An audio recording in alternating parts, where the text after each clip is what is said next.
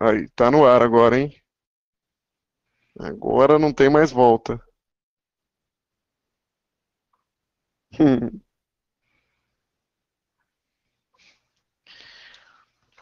Beleza.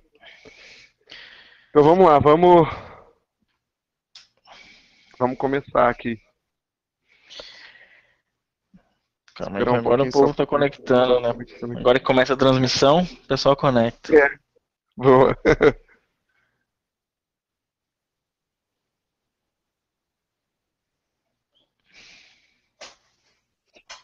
Tá. Então, peraí, estamos no ar. Deixa eu só confirmar aqui com a Laila que ela tá vendo a gente.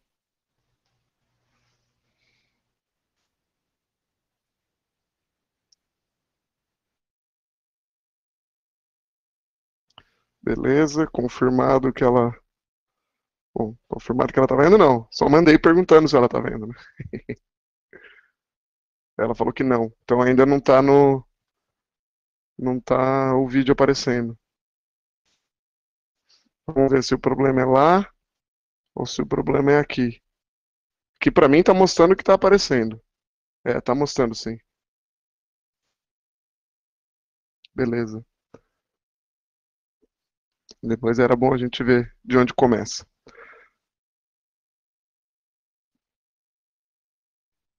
Você tá falando alguma coisa? Ah, você tá no mudo, viu? Só pra te avisar. É, tá dando tchau pro Carlos. Ah, tá, beleza. Tá no trabalho? Trabalho. Ei, vida dura. Eu tô aqui em casa. Pois é, né? Agora tá conectando. Lá ele já falou que já tá funcionando lá já. Falou que já tá no ar, falou que a gente agora já pode começar. Tô só esperando 5 minutinhos aqui, né? Já passaram 3, faltam 2. O pessoal já tá tweetando, falando do evento. Aí é bom, né? Tá, então pera lá, deixa eu só pegar aqui também, que na verdade o pessoal pra fazer Acho que, perguntas é via acho que é melhor falar Twitter, né? da hashtag, né, que a gente tá usando. Perfeito. H2HC Hangout. É isso aí. E as perguntas podem ser enviadas por lá mesmo.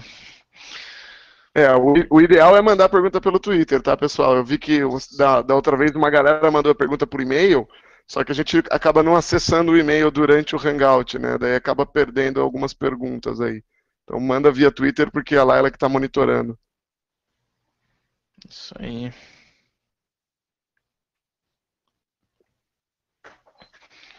Aí, subindo.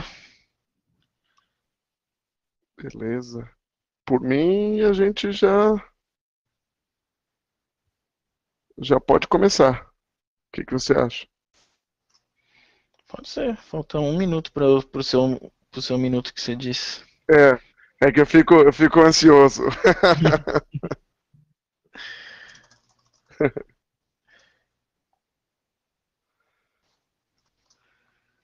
Ai, ai. Caramba, como esses minutos que a gente tá esperando demoram pra passar, né? Pois é.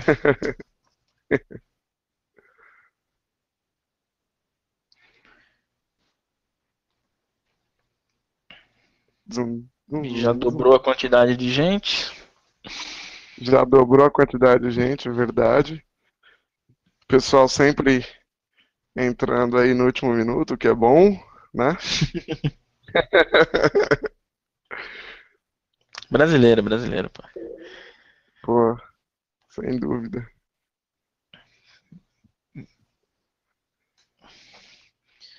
Beleza, vamos lá. E aí? Agora passou esse minuto, né?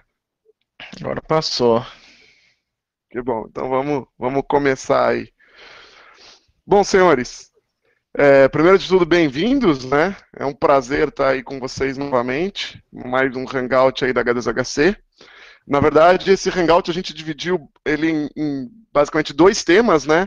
Um deles é esclarecer algumas questões sobre a H2HC, sobre a H2HC University, quais são as novidades, quais são as dificuldades que a gente tem enfrentado. A intenção é compartilhar um pouco sobre a história do evento aí com todo mundo. E a segunda parte é falar um pouco sobre o que é o Underground Hacker, o que seria esse tal desse underground, que muitas vezes a gente vê o pessoal mencionando, mas pouca gente realmente entende sobre o que é, sobre do que se trata, quais são os envolvimentos. Então, assim, antes de sequer começar, tá? Antes de eu passar a palavra aí já para o Balestra, eu só queria deixar claro uma coisa que eu acho que é importante já de definir as expectativas aí para o que a gente vai falar sobre o underground. Ninguém representa o underground, tá? Não existe isso de, eu falo pelo underground, ou o Balestra fala pelo underground. O H2HC é uma conferência que ela surgiu para suportar esse underground, surgiu para ser uma forma das pessoas poderem se encontrar, poderem conversar, poderem trocar informações, mas longe de nós representarmos alguma coisa, tá? A única coisa que a gente faz é facilitar, dando um local para as pessoas se encontrarem. Nada mais do que isso. O resto é guiado pela própria comunidade. E essa comunidade não tem uma liderança única. Bom, beleza. Isso aí, Vamos até começar. lembrando a primeira H2HC, né, que foi assim, no lugar que até lembra um pouco a questão de underground, né, tipo, uma sala com pilar, dentro de um local que, assim, na verdade era bem diferente do que é hoje, né, porque o evento acabou crescendo, a gente precisou procurar os locais maiores, né, que não comporta, não daria para fazer de forma que a gente fazia antigamente, mas antigamente a gente tinha aí um H2HC também mais num estilo um pouco mais underground do que a gente tem hoje, né? Hoje a gente está em hotel, tá diferente, né? Em locais de eventos mesmo por conta do tamanho, né? E de salas e tudo mais, mas antigamente a gente começou com essa ideia, né? Assim, de reunir as pessoas mesmo, né? A gente pegou, puxa, eu acabei indo de ônibus até no primeiro H2HC, peguei um ônibus, a gente foi do interior de São Paulo para Brasília de ônibus para ir na conferência, chegar lá, encontrar um monte de gente que conhecia pela internet há um bom tempo já, mas para acabar conhecendo pessoalmente mesmo, acho que foi muito legal. Eu acho que isso que é importante também da H2HC, né? Na verdade, a gente, né, ter um ambiente onde você pode conversar com as pessoas que conhecem, né, do assunto ou que têm o mesmo interesse que o seu, né? E aí você acaba conhecendo e de lá, na verdade, assim, acho que as palestras são sim um aprendizado, mas é mais um começo, na verdade, de uma pesquisa que você vai fazer no futuro, porque queira ou não queira, em 1, 2 horas de palestra, você vai ter uma ideia do que está falando sobre o assunto, daí depois vai ter que acabar para estudar mesmo, se você quer ir a fundo em algum determinado assunto, né? Então acho que a H2HC tenta fazer isso daí, né? Até que eu acabo brincando com o Rodrigo às vezes, que às vezes vale mais, na verdade, do que as próprias palestras, o ambiente H2HC, né? Assim, você tá junto com as pessoas, está capturando, participando do Capture the Flag, você tá indo numa região, tipo, batendo papo, bebendo com as pessoas, né? Tem um bar também, então, assim, eu acho que isso daí tem muito valor também, além das próprias palestras, né? Sem dúvida. Na verdade é isso, né, Alessio? O nome, inclusive, né, Hackers to Hackers, foi justamente para capturar que a vontade era fazer um evento onde pessoas técnicas pudessem ir e conversar com outras pessoas técnicas, né? E Obviamente o esse, evento cresceu. Nós começamos é, a ter patrocinador na quinta edição, né? Não existia nem foi. patrocinador, o que E na verdade, dificultava a gente trazer o nível dos palestrantes atuais, né? e até a questão do nome, né, assim, nem para ser para marketing, na verdade, era muito mais ao contrário de marketing do que, né, hoje talvez o termo hacker seja um termo bem mais difundido, bem mais aceito, mas antigamente a gente tinha aí, antigamente a gente tinha mais uma questão aí do termo hacker para mais criminoso mesmo, né? Então hoje sim, a gente tem na mídia uma bela de uma diferença, mas assim, o Rodrigo sabe, e na verdade boas pessoas também, bastante pessoas sabem, né, que ajudaram na organização ao longo desses anos, que o termo hacker pesava muito contra o evento, né? Assim, a gente tinha assim, uma dificuldade para conseguir patrocinador, tinha grandes empresas que na verdade eles conheciam o evento, conheciam as pessoas que organizavam o evento, sabia que na verdade, né, o evento era um evento sério, mas na verdade eles falavam que não podiam patrocinar justamente porque os clientes deles poderiam pensar alguma coisa errada, alguns clientes poderiam pensar alguma coisa errada por ter a marca deles associada com um evento que tinha o nome hacker no nome, né? Então assim, pra gente era muito mais fácil a gente ter mudado o nome do evento do que ficar brigando, né, com isso, mas a gente acabou mantendo, hoje está bem mais fácil, hoje a gente tem, né, uma lista de palestrantes grandes que querem vir palestrar no evento, né, a gente tem lista de patrocinadores que suportam o evento, né, que permite a gente trazer essas pessoas para o evento e trazer também mais mais coisa no evento, né? No ano passado a gente teve também questões de cabine, que é legal para o cara levar de recordação, né? Questão de organizar a capture the flag, de fazer num ambiente melhor, de prover, por exemplo, um open bar no evento, de repente fazer uma festa de confraternização. Então, assim, na verdade a questão do patrocinador ajuda bastante também a gente fazer um evento cada vez melhor, né? Sem É isso dúvida, daí. sem dúvida. Legal. E quanto a esse ano, Balessa, quer falar um pouco das novidades? Quer falar do H2HC University? Pode ser, vamos lá. Esse ano a gente vai ter o HDHC University, que na verdade, né, é uma ideia que a gente teve, né, para para ter um tema, né, um pouco mais light, vamos falar assim, para as pessoas que estão mais iniciando os estudos. Então, assim, a ideia é a gente dar um direcionamento correto para essas pessoas, né, que estão procurando aprender, né, e também num valor super acessível, né, que pode ser você consegue, né, um valor mais baixo do que no próprio HDHC. Tem algumas limitações, sim, na verdade, ele não consegue assistir todas as palestras do evento, né, apenas as palestras do HDHC University do evento do Slacker, que vai acontecer junto com o HDHC, mas é um evento que tem esse foco, né, um foco com o público mais jovem, um foco com o público, né, que tem menos conhecimento, para tentar direcionar essas pessoas para o caminho correto, para tentar estudar as coisas que precisam, né, então essa que é a ideia da HDHC University. Eu acho que a gente consegue com isso, na verdade, resolver alguns problemas, né, que a gente estava percebendo. O primeiro é pessoas que estão começando na área de pesquisas no Brasil, que já tem alguma pesquisa que é sólida o suficiente, que é interessante, mas que ainda não é do nível da H2HC para apresentar na H2HC em si, agora tem um espaço para apresentar, que é o H2HC University. Eu acho que esse espaço faltava, né? Então a gente está criando esse espaço.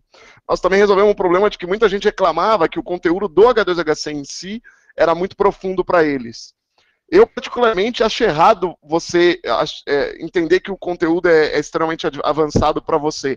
Eu acho que é importante você aprender, você conhecer, você olhar, até para você saber o que está acontecendo, até para você ter uma visão de qual é o seu nível real. Né? Então, eu nunca achei que isso de a palestra ser muito profunda era um problema, mas a gente percebeu que muita gente acaba se afastando do evento porque não entende o conteúdo das palestras. Então, com a H2HC University, são palestras um pouco mais light, né? Então, a gente criou espaço para pesquisadores nacionais e, ao mesmo tempo, né, consegue dar um conteúdo aí de qualidade para as pessoas que estão começando, uma coisa que é mais de base, de fundamentos, do que era o nível do H2HC. E nós também, com a H2HC University, conseguimos fazer uma coisa que já há muito tempo a gente está tentando, né, Balessa? Que é trazer a comunidade do Open Source para junto da comunidade de segurança da informação. Eu acho que a comunidade de Open Source são pessoas que contribuem muito, são pessoas que colaboram demais, excelente nível técnico, né? E muitas vezes eles estão afastados da comunidade de segurança, simplesmente porque criou essa diferença entre o que é o hacker e o que é o colaborador Open Source, quando na verdade todos são hackers, né? E trazer o Slackware Show, né, que é um evento tradicional de uma distribuição Linux das mais tradicionais para dentro do H2HC, eu acho que acaba sendo uma coisa muito legal para ambas as comunidades, né? Então nós vamos ter aí no H2HC University, como keynote, vai ser o Eduardo Neves, né, que é o famoso, a gente chama ele do pai do Shell, né, que tudo ele consegue fazer com Shell Script, é um palestrante extremamente famoso na comunidade open source aí no Brasil, né, e vai estar sendo o keynote do H2HC University. A Slackware Zine, né, já era parceira do H2HC, né, a gente já contribuía. No ano passado a gente premiou os autores que publicaram na revista com entradas gratuitas para o H2HC, então assim, só veio a solidificar essa parceria unindo aí, colocando o evento junto, né. É importante falar que também quem se inscreve na HDHC tem acesso ao HDHC University normal, tá? Só o inverso que não acontece. Exatamente. Muita gente manda um e-mail perguntando, tá, né, Balessa, sobre... o pessoal fala assim, pô, mas eu estou inscrito para o H2HC e eu gostaria de assistir uma palestra do H2HC University. Eu posso? Sim. Quem está inscrito no H2HC pode tudo, tá? O evento, pode assistir todas as palestras, pode ir no Open Bar, Capture the Flag, todas as áreas do evento são livres para quem está inscrito no H2HC. Quem está inscrito no H2HC University, no entanto, só vai ter acesso ao Capture the Flag, que esse ano nós temos 2 Capture the Flags, tá? Um que é com o pessoal do Hack and Roll, que, poxa, mandaram muito bem o ano passado, foi um Capture the Flag super interessante, diversos desafios interessantes, e nós vamos continuar, né? Vai ser novos desafios, mas um modelo similar do ano passado, e também o Capture the Flag com o pessoal do Facebook, Então o Facebook nos contactou, né, pediu para organizar um Capture the Flag dentro da H2HC. Então um dia do Capture the Flag vai ser o pessoal do Hack and Roll e no outro dia vai ser o pessoal do Facebook. Então quem está no H2HC University também pode participar do Capture the Flag. Isso aí. Bora lá pro tema? Legal. Vamos lá. Não, tem mais um aviso, né, sobre o H2CSO, né? Nós resolvemos fazer bom, para quem não conhece, tá, o H2CSO, o Hackers to CSO, é um debate que a gente organiza aí, creio que há 7 anos, tá? Inicialmente, a primeira versão aconteceu dentro da H2HC, nós tivemos algumas edições que a gente acabou fazendo o debate fora da H2HC e dentro de outros eventos, como, por exemplo, dentro do Security Leaders, e o ano passado a gente voltou o debate para dentro do H2HC em si, né? A ideia da H2CSO é justamente a gente trazer a liderança da área, né, as pessoas que contratam, as pessoas que têm decisão nessa área, para conhecer um pouco mais sobre o lado técnico, sobre os aspectos técnicos, colocar eles para conversar com pessoas que têm conhecimento técnico, para que eles façam as perguntas deles, né, e ao mesmo tempo as pessoas técnicas também possam fazer as perguntas para os gerentes, para os diretores das empresas, para tomar decisões. Nós decidimos colocar o evento como uma iniciativa à parte, tá? Então o H2CSO esse ano vai acontecer fora da H2HC, apesar de ser na mesma semana, né? Então a gente considera que é a semana da H2HC, porque a gente tem os treinamentos, tem o H2CSO, tem o SACICOM, tem o H2HC University, tem o Slacker Show, tem o H2HC, é tudo meio que junto numa semana, né? E o H2CSO vai acontecer na quarta-feira, no dia 15. Nós vamos mandar um e-mail específico com mais detalhes para todo mundo, mas a gente já gostaria de deixar isso claro. Isso aí. O próprio H2HC também a gente ainda não anunciou todas as palestras, tá? E eu queria pedir desculpa para todos aí do motivo de a gente não ter anunciado ainda todas as palestras. É basicamente pela forma como é feito o nosso comitê de avaliação, tá, pessoal? Então, assim, o comitê avaliador hoje das palestras do H2HC são 4 pessoas. Então, só para vocês terem uma ideia, eu participo, mas o Balestra não está no comitê. Então, assim, a gente tem um voto em 4 desse comitê. Tá? Então a gente não tem poder nenhum de decidir quem são os palestrantes do evento, é o comitê quem acaba decidindo. O comitê, o que eles fazem é dar um número de o quanto eles aprovam uma palestra, e depois a gente tem que somar esses números que foi dado por cada um do comitê, colocar em ordem para ver quais são as palestras aprovadas. Então, na verdade, existe um processo super manual aí para definir quais são as palestras aprovadas. E por causa desse processo manual, eu ainda não consegui parar para fazer e colocar no ar todas as palestras, tá? O comitê já avaliou todas as palestras que foram enviadas, algumas pessoas já receberam a negativa, né, que a gente já sabe que a palestra foi recusada, mas as palestras aceitas dá mais trabalho. A gente já anunciou, no entanto, várias palestras interessantes, né, inclusive os nossos keynotes, que é o DJB, né, para quem não conhece, o Daniel J. Bernstein é o criador aí de diversos softwares, inclusive o DJB DNS, o Kmail, né, ele é um dos caras mais reconhecidos de criptografia no mundo, tá? E o Halvar Flake, que foi o criador do BinDiff, e ele era o proprietário, né, o fundador da empresa Zynemix, que foi adquirida pelo Google, tá? Então, assim, são 2 nomes de grande peso aí na nossa área. E falando sobre os treinamentos, né, Balestra, você quer dar um aviso aí sobre os treinamentos? Não, pode falar. A gente tem 2 treinamentos, né? Um do Fernando Mercedes e outro do Igor. Né? A gente acabou. Esse treinamento do Igor é, na verdade, um treinamento que acabou que não aconteceu no ano passado. Né? A gente deu uma melhorada, a gente também aumentou o conteúdo. Né? Na verdade, o Igor aumentou o conteúdo, né, desse treinamento. Então, esse ano a gente vai conseguir fazer o treinamento mesmo do Igor. Né? E o do Mercedes também. Né? A gente tinha combinado com ele de fazer esse treinamento, então a gente vai acabar que vamos. Esse ano agora a gente vai conseguir fazer os 2, né? Do Mercedes é Engenharia Reversa em Linux, né? E o do Igor é um treinamento sobre arquitetura, né? Na verdade, para você conseguir entender os conceitos fundamentais, né? Para a gente conseguir explorar um código, né? Então, assim, a ideia é que você conhecendo os conceitos básicos, né, da arquitetura, você consiga, né, facilitar o seu entendimento aí para diversas técnicas que tem de exploração de software. Né? Então, essa ideia que é a ideia do treinamento, acho que vale muito a pena os 2 treinamentos, né? Que te dá aí, na verdade, um bom conhecimento, né? Isso daí, óbvio, é fora, né? Além da inscrição da H2HC, tem a inscrição do treinamento em si, assim como a gente sempre fez nos outros anos. Na verdade, assim, uma coisa sobre os treinamentos, tá, é que é importante deixar claro que assim, são preços muito mais baixos do que o treinamento normal seria. Tá? A gente sempre tentou trazer treinamento de qualidade. A ideia do treinamento sempre foi a gente conseguir um negócio especial para o H2HC, para a galera conseguir fazer cursos com preço super barato. Tá? Os treinamentos começaram, na época, eram os treinamentos da SANS. A SANS não tinha treinamento no Brasil. A gente trouxe os treinamentos da SANS no Brasil com preço promocional, que era o preço do H2HC. Então, assim, é só para a galera entender que, assim, não é a gente que ganha com os treinamentos, pelo contrário. Como a gente acaba fazendo num local que é muito mais caro do que o normal, a sala, porque a gente tenta fazer no mesmo local do evento. Então, assim, no fim das contas, para nós, o custo do treinamento acaba nem compensando. O instrutor também, muitas vezes, acaba não ganhando quase nada do treinamento, tá? Então, assim, o Igor e o Mercedes, eles fazem esse treinamento justamente para ajudar a comunidade. Eu gostaria de deixar claro para todo mundo isso daí, né?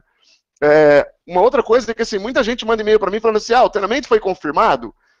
E aí, assim, se a gente não fala que foi confirmado, a pessoa não se inscreve.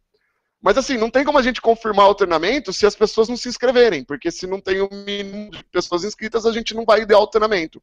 Então, assim, galera, nós não vamos roubar o dinheiro de vocês. Se o treinamento for cancelado, a gente devolve o dinheiro. É simples assim, tá? Então, como aconteceu em outros anos, a gente teve que cancelar o treinamento, tinha uma ou duas pessoas inscritas, a gente foi lá e devolveu o dinheiro. Nunca tivemos problema quanto a isso. Então, assim, se inscrevam, porque se vocês não se inscreverem, o treinamento acaba sendo cancelado. É isso daí. Beleza. Então Bora vamos lá? lá. Vamos falar sobre o TAR do Underground, Balestra. Começa aí. Eu começo, tá bom, excelente. Bom, pessoal, na verdade a intenção de falar sobre Underground foi justamente porque, assim, eu vejo muita gente... É um tema polêmico, é um tema polêmico. Na verdade, eu vejo muita gente falando assim sobre, mas o cara é do Underground, mas não sei o que, o Underground não concorda, mas não sei o que... O que é o Underground, senhores? Na verdade, o Underground não é uma coisa única, tá? Ele é um conjunto de comunidades. Pensa como underground como sendo as relações que não são oficializadas, ou seja, são pessoas fazendo pesquisa porque elas querem, por motivos que não estão relacionados necessariamente com o trabalho delas, com a empresa que elas estão. O underground, ele não é representado por alguém, tá? Então, assim, quando a gente vem aqui e fala assim, nós vamos falar sobre underground, não entendam que a gente está representando uma comunidade, que a gente está representando os hackers do país. Se alguém fala para mim, qual é a opinião dos hackers sobre... Eu não tenho como dar essa opinião. Na verdade, eu não tenho, Balestra não tem, ninguém tem, tá? Vocês veem, muitas vezes, grupos isolados que se comportam como sendo a comunidade. Na verdade, essa é a grande questão. A comunidade são grupos isolados. E esses grupos têm vontades diferentes, motivações diferentes, tudo diferente, tá? Então, assim, é muito complicado alguém querer representar essa comunidade. O que a gente pode fazer é, no máximo, prover um local que é livre de interesses, um local onde as pessoas podem se encontrar, onde as pessoas podem se comunicar, podem trocar informações, trazer gente de peso para poder compartilhar pesquisas que estão sendo feitas lá fora com o pessoal daqui do Brasil e incentivar que essas conexões sejam feitas. Mas isso é o máximo que alguém pode fazer por uma comunidade, na minha opinião. O que você acha, Balestra? Eu concordo, né? Assim, na verdade, underground não tem dono, né? Assim, vamos lá naquele lugar porque lá é underground, ou na verdade, vamos... Né, esse grupo é underground, esse grupo não é underground, ou esse pessoal aqui faz parte do underground, esse pessoal aqui não faz assim. Na verdade é um negócio super complicado, né, até de conseguir distinguir, né, o que é esse underground, o que não é underground. Né. Tem gente que, na verdade, pode se achar que faz parte de um underground e, na verdade, um próprio underground, um outro que se acha underground também achar que aquela pessoa não faz parte do underground. Então, assim, é um negócio super complicado de definir, né, até mesmo de a gente conseguir, né, lidar com esse assunto, né, assim, uma questão que eu vejo muito, né, e que, se eu não me engano, a gente já comentou em outros hangouts, é em relação, né, antes a gente parece que vivia mais nessa essa questão de comunidade que a gente tinha, né, era um negócio que parece que o pessoal era mais unido, vamos falar assim, para fazer pesquisa, para divulgar coisas, para estar publicando, né, para trabalhar em cima de coisas que já foram publicadas, né, para pesquisar junto, então, e hoje parece que tem uma distância maior, né, entre as pessoas, os grupos, né, de pesquisa em si parece que diminuiu também a quantidade de grupos focados para pesquisa. Hoje também tem muitas pessoas focadas, né, em bunker, também em questões de crime, né, em deface, mas eu acho assim, né, eu queria ter a opinião do Rodrigo, mas o que eu vejo é que a questão, pelo esse ponto que a gente está vivendo hoje, né, essa questão se o pessoal fala tanto de guerra cibernética, dessa parte ofensiva, e a gente vê, né, muitas pessoas que falam hoje de parte ofensiva, né, aparentemente não tem um conhecimento tão grande, né, assim, eu fico surpreso, às vezes eu vejo, puxa, às vezes eu vejo pessoas grandes, né, falando que, por exemplo, a gente vai num evento onde ela fala assim, puxa, a pessoa tinha um malware que era detectado por um antivírus, né, e de repente ela passa esse programa num outro programa, né, e esse vírus não é mais detectado, então assim, esse malware não é mais detectado, assim, tudo bem, só que assim, parece que é uma coisa de outro mundo, né, uma coisa que acontecia há muito tempo atrás e que é um negócio teoricamente tranquilo, né, a gente vê um negócio se tornando, puxa, parece que a pessoa que fez isso daí é Deus, né, assim, porque eu vejo que hoje, na verdade, tem muitos especialistas que se dizem especialistas, né, porque é um assunto que todo mundo fala, essa questão de guerra cibernética, mas a gente tem aí, na verdade, poucas pessoas, né, que têm um conhecimento tão alto quanto deveria ter, né? Então, assim, eu acho que na verdade o dinheiro motivou essas pessoas ruins estarem entrando, né, na área, e também eu acho que o próprio dinheiro, o próprio valor que essas pessoas boas têm hoje, né, acabou afastando, na verdade, esses grupos, né? Hoje, uma falha hoje vale muito mais do que uma falha no passado, né? Assim, antigamente, para você conseguir, dá até para a gente acessar os arquivos do iDefense, por exemplo, mas para você conseguir $5.000 numa falha, tinha que ser uma falha super grave, num negócio super crítico. Se eu não me engano, eles davam $10.000 para uma falha no IIS. Assim. Hoje, se você achar uma falha no IIS, sabe sei lá quanto que vai valer, mas vale muito mais que $10.000. Né? Então, assim, antigamente, por até $10.000, até valeria a pena você compartilhar com um monte de gente. Ah, puxa, só $10.000? Não, beleza, tipo, vou compartilhar. Mas hoje é um negócio que Balanço você tá perde, ganhando por exemplo. bem, hein?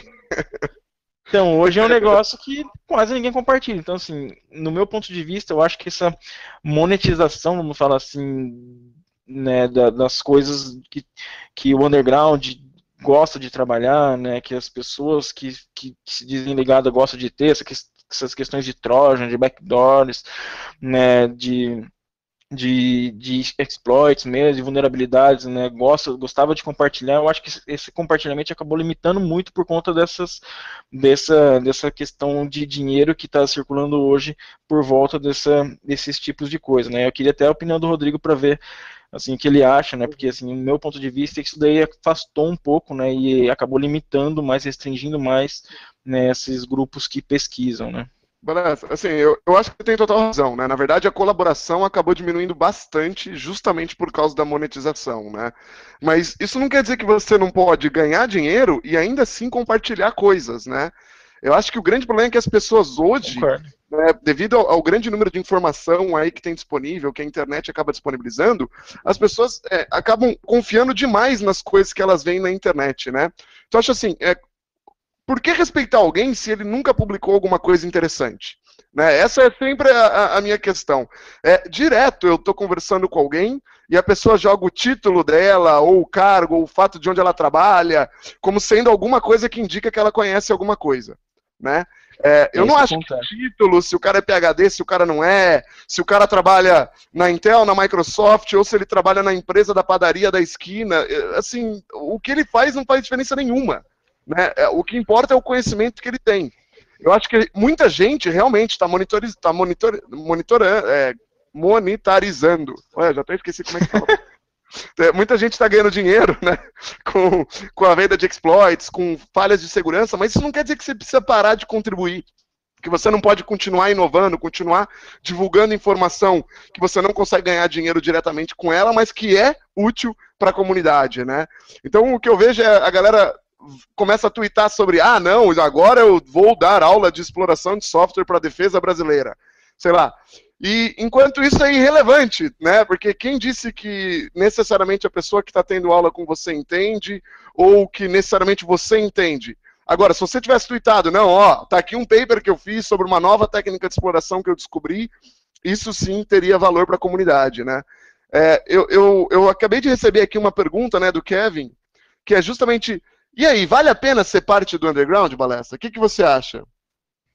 Então, mas a gente acabou até de comentar essa questão do que é o underground, né? Então, assim, na verdade, né, a questão mesmo é você buscar conhecimento, né? Assim, você pode buscar conhecimento em diversos locais, né? Assim, eu sempre gostei da parte de troca de conhecimento entre as pessoas, seja elas, né, que vai ser de underground, que não vai ser de underground, que a pessoa vai querer, né, publicar essas informações. Na verdade, né, a gente já teve problema com isso, né, de vulnerabilidades que foram encontradas, que a gente passou para pessoas que a gente achava que eram confiáveis, essas pessoas acabaram vendendo essas vulnerabilidades, né, a gente até comentou disso no passado já.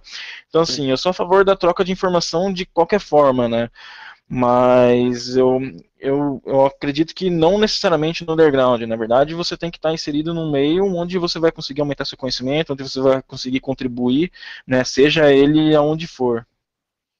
Eu acho que o mais importante, na verdade, Kelvin, assim, você está trocando conhecimento com o objetivo do conhecimento em si ou com algum outro interesse, né? Porque a grande questão do underground é essa, né? Ele é troca de conhecimento simplesmente pelo objetivo do conhecimento, né? Não existe um interesse outro que não esse conhecimento. Né? Então, assim, as comunidades underground são muito legais por causa disso. As pessoas não vão limitar a informação que vão te dar. A única coisa é que assim, o underground também é muito mais seletivo. Né? Ninguém vai compartilhar com você simplesmente porque você entrou lá, porque você está lá, certo? Eles vão compartilhar porque você também compartilha, porque eles respeitam o seu conhecimento, porque eles respeitam o que você faz. Né? No mundo corporativo é um pouco diferente. Né? Às vezes você é da empresa A, você quer uma informação da empresa B, pelo fato de você ser da empresa A, você pode ter acesso a essa informação ou não. Né? Então acho que o underground ele é mais justo na forma como a informação ela é compartilhada, porque ele é simplesmente baseado no que você conhece ou deixa de conhecer. Eu acho que isso também é o que limita quais as comunidades underground que uma determinada pessoa pode participar, né, Balestra? Porque eu vejo na indústria, você manda um e-mail falando para alguém que a pessoa está errada, né, numa lista de discussão, vira uma briga, né, porque simplesmente o cara não quer estar errado. Mas no underground isso é o comum, na verdade as pessoas estão o tempo todo desafiando o conhecimento técnico uma das outras, né? Acho que isso daí é o mais natural, né? Criar exploit em conjunto, né? Puxa, não estou conseguindo fazer esse negócio funcionar, dá uma olhada aí, putz, você estava fazendo esse negócio aqui errado, né? E você tem que fazer dessa forma, você está fazendo dessa forma, do jeito que você está fazendo não vai funcionar mesmo, e o cara aceita numa boa, e na verdade agradece ainda, aprende também, né, com o que foi, né, sugerido, com o que foi feito, né, mas concordo, em listas, na verdade, onde a exibição talvez seja maior, talvez até por isso que seja um problema, né, hoje tem essa questão muito de imagem, né, muitas pessoas têm informações querendo publicar para ganhar, né, reconhecimento e acaba até publicando coisas que na verdade não tem valor nenhum. Concordo totalmente. A gente recebeu aqui um comentário via Twitter do Fernando Fei, falando assim, beleza, tem a galera de empresa, né, tem a galera do underground e tem a galera do do it yourself, né, que é aquele pessoal que vai e faz eles mesmos, se viram. E aí, o que você acha, Balestra? É possível hoje em dia evoluir bastante sozinho? Cara, eu acho que sim, na verdade, eu sempre acreditei, né, nesse conhecimento que é desse estudo, né, sozinho, né, eu acho que na verdade é uma boa forma de se aprender, você acaba testando muita coisa, você acaba errando muita coisa, e na verdade você acaba aprendendo muito com os erros, né? Às vezes você faz alguma coisa que achava que teria um resultado, mas tem outro resultado, e você aprende também a chegar naquele outro resultado, não da forma que você queria, mas de uma forma, né, que você acabou fazendo e não deu certo, mas ainda assim chegou, né? E eu acredito sim, eu acredito que na verdade essa questão de estudar sozinho, de você pegar as coisas sozinhos, né, tanto não só estudar, mas desenvolvimento, estudar exploração, mas tem muita coisa legal de hardware também. Eu acho que os equipamentos estão muito mais acessíveis hoje do que era, né, a parte de rádio também, puxa, tem muita coisa legal para se brincar com rádio e antigamente o equipamento para se mexer era caríssimo, hoje você tem coisas bem mais acessíveis, né, a parte de, puxa, mexer com esses dispositivos pequenos, os próprios dispositivos móveis mesmo, né, hoje não tem desculpa para você não tentar fazer alguma coisa para celular ou para comprar algum equipamento, dispositivo móvel que tenha suporte aí, uma plataforma que você consiga aprender. Eu sempre gostei muito dessa questão de aprender sozinho, né? Eu acho que é uma boa forma de aprendizado, com livros, e hoje a gente tem muita informação na internet, né? Antes do Google era um negócio difícil até da gente achar, né? Porque antes tinha que estar indexado, você tinha que procurar pelas palavras-chave, às vezes você lia um assunto, não era o que você esperava, depois você lia um outro artigo inteirinho, também você via que não era o que você esperava, né? Mas ainda assim você ia ganhando conhecimento mesmo com essas coisas que você estava lendo e não era o que você estava querendo aprender, né? Hoje acho que está bem mais fácil, né? Tem um excesso de informação, então existe esse problema, né, da gente conseguir mapear o que é legal e o que não é, mas eu acredito que é possível sim aprender sozinho. Existem muitos livros bons, muitos tutoriais legais e muitos sites com bastante informação. Na verdade, eu particularmente acho que aprender sozinho é a única forma de aprender, né? Eu acho assim, você faz um treinamento, não é para alguém te ensinar o conteúdo daquele treinamento, é para a pessoa te dar as dicas do que você precisa para aprender sozinho aquele tema específico. Ele vai salvar o seu tempo, porque hoje em dia você tem muita informação, a informação está dispersa, é difícil de você encontrar ela. Agora, se você faz um treinamento achando que você de fato vai aprender um tema só porque você fez o treinamento, eu acho que você está errado, porque você já está querendo tirar o esforço necessário que você vai ter para absorver a informação de treinamento. O bom treinamento é aquele treinamento que vai ser denso. Ele vai ter tanta informação que você não vai conseguir absorver tudo durante o treinamento. Só que ele vai te dar todos os pontos a pesquisar e a aprofundar posteriormente. E, na verdade, isso é o mesmo para a comunidade, se você participa de uma comunidade underground ou dentro de uma empresa. Você está na comunidade underground, as pessoas não vão chegar a pegar na sua mão e te ensinar passo a passo uma coisa. Elas vão compartilhar um conhecimento que vai te ajudar a se aprofundar no tema sozinho. Né? Mas eu acho que o processo de aprendizado é inevitavelmente uma coisa relativamente individualista, né? Individual. Né?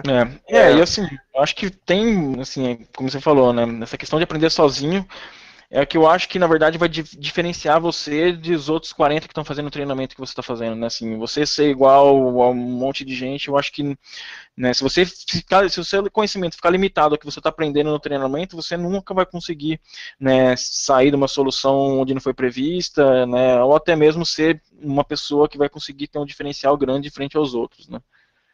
Perfeito. Bom, continuando aqui, o Crash mandou uma outra pergunta aqui também, né? Obrigado aí pela participação, Crash.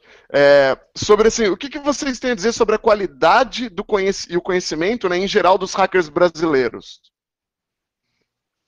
Bom, eu posso pegar essa primeira, Balestra? Beleza. Crash, na verdade, assim, o problema quando a gente quer julgar o conhecimento de um país como um todo, né, é que a gente tem que ter a visão do país todo para poder julgar esse conhecimento. O underground é um negócio que é complicado, porque existem tantas comunidades diferentes que a gente não conhece, que seria meio errado eu julgar o conhecimento geral sem conhecer todas essas comunidades ocultas, né? Eu sei de muita gente que vai na H2HC que é, sim, contribuidor ativo de comunidades underground, que faz pesquisas extremamente avançadas, mas que nunca quis palestrar, que nunca apareceu e que provavelmente a maioria das pessoas nem sabe que o cara sabe tanto. Um exemplo que agora começou a aparecer um pouco mais é o Igor, né, Balestra? O Igor tá aí desde a H2HC1, foi um dos caras originais do evento, sabe demais, mas ele nunca foi de aparecer, ele nunca foi de comentar em listas, etc. E muita gente acaba não conhecendo, né? Então, é complicadíssimo. Eu sei de muita gente que mexe com coisas muito profundas de hardware e sistemas operacionais no Brasil, que não necessariamente se interessam pela área de segurança, mas eles têm um conhecimento extremamente profundo de arquitetura de computadores, e esses caras não aparecem, né? Então, é difícil julgar. Agora, se a gente for falar daqueles que aparecem, né? Aí, tipo, é um pouco mais fácil, né, de julgar. Eu acho que falta muito, tá? Falta muita qualidade nas divulgações, nas pesquisas que são lançadas. E a gente consegue ver isso facilmente, né? É só procurar. Cadê as falhas que essas pessoas estão divulgando? Cadê os papers? Cadê as contribuições reais? Porque eu acho assim, você tem duas opções de carreira a seguir, né? Uma é conhecer muito, se destacar na sua empresa, etc., mas não necessariamente aparecer. E a outra é conhecer muito, mas de alguma forma aparecer, né? Ambos podem estar compartilhando informação. O cara que aparece, ele pode estar compartilhando também, mas às vezes ele está compartilhando com uma comunidade mais fechada ou com comunidades que a gente não conhece. Agora, o cara que aparece, ele tem que mostrar a pesquisa que ele fez. Ele tem que ter esse material para mostrar.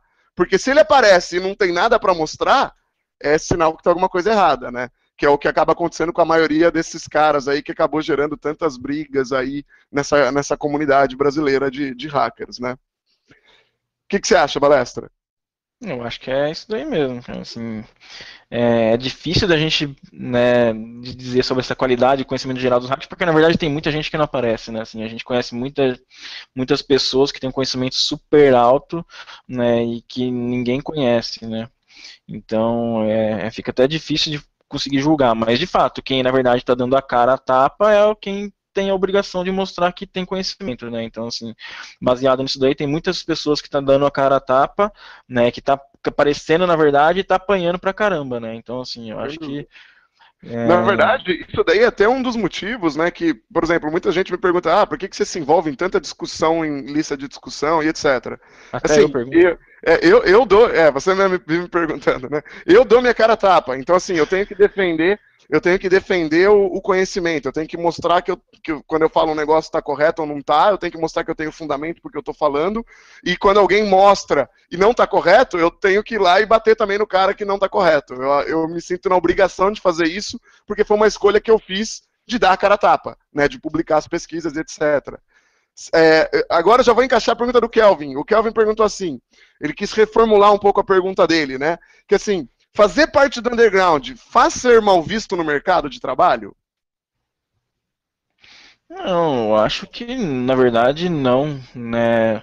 Uma questão é o mercado de trabalho saber que você tá lá, né? Isso aí já é assim, né? O que é underground, né? Assim, um grupo, você participar de algum grupo, cai naquela questão inicial que a gente comentou, né? Assim, é difícil até a gente definir essa questão de underground, né?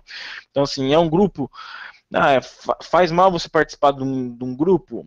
Ah, tudo bem, você vai.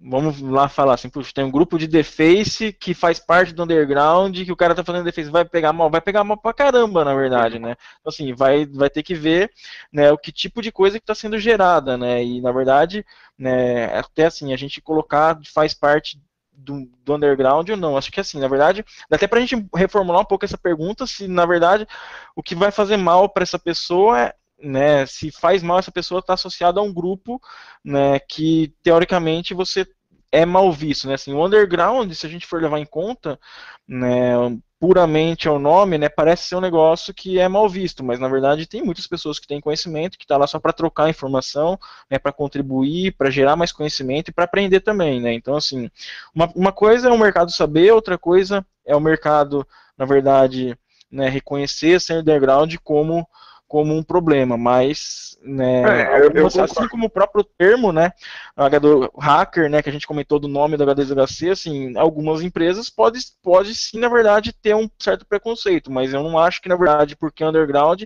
quer dizer com crime, na verdade é mais em relação ao conhecimento e a um estilo de você aprender do que, na verdade, está relacionado com crime, né. Sem dúvida, eu acho assim, depende muito de como você passa essa mensagem, né, Balestra? Por exemplo, sei lá, a maioria das pessoas que me conhece da comunidade me conhece pelo meu nickname, né? Alguns me chamam de Demon, outros de Demônio, BS Demon, enfim. Nos sistemas internos da empresa, o meu nickname aparece antes do meu nome. Então, assim, isso nunca foi um problema. Quando eu ponho grupos, tá no meu currículo claramente, que eu sou um dos organizadores do Hackers to Hackers. Tá no meu currículo que eu sou um contribuidor da Rise Security, né? Que por sinal nós estamos tentando reviver aí o grupo Rise Security. Então, assim, a grande questão é esses grupos que você contribui, que você vai ser reconhecido como parte deles. O que eles já fizeram? O que eles fizeram era bom ou era ruim? Certo? Então, se você for associado a um grupo que faz coisas ruins, vai ser visto como uma coisa ruim. Né, o underground como um todo, imagina como sendo o underground sendo um grupo que envolve todos esses subgrupos, né? Dependendo do subgrupo que você participar, vai ser uma coisa ruim. Dependendo do subgrupo que você participar, não há problema nenhum, pode até ser positivo, né?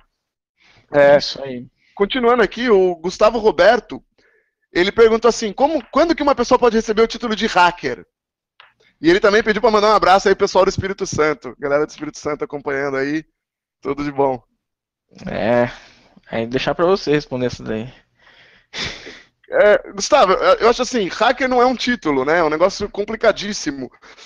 Para mim, qualquer pessoa que é capaz de entender um problema, de se aprofundar no problema, de que gera conhecimento a respeito de um problema, poderia ser considerado um hacker. A grande questão, eu acho que volta naquilo que a gente falou, né? De quem deu a cara a tapa e quem não deu, né?